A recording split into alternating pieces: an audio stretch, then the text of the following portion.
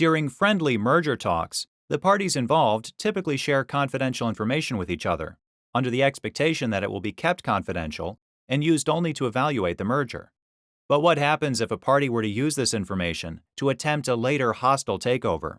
We consider this question in Martin Marietta Materials versus Vulcan Materials. Martin Marietta Materials and Vulcan Materials were the two largest companies in the construction aggregates industry. In April of 2010, the two companies began merger talks. To keep their talks confidential, the companies entered into a non-disclosure agreement and a joint defense agreement. The confidentiality agreements included strict provisions preventing the unauthorized use or disclosure of confidential evaluation materials.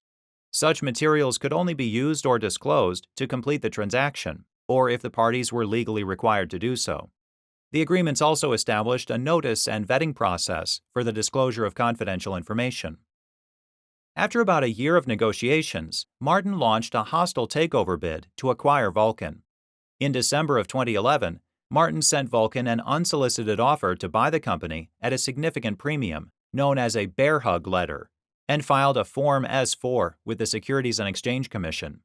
In conjunction with its bid, Martin disclosed Vulcan's confidential information both publicly and to advisors. Martin brought an action in the Delaware Court of Chancery seeking a declaration that the non-disclosure agreement didn't bar its hostile takeover attempt.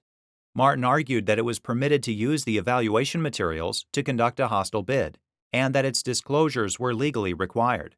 Vulcan counterclaimed for a determination that Martin breached the non-disclosure and joint defense agreements. The court found that Martin had violated the agreements and enjoined it from proceeding with its takeover for 4 months.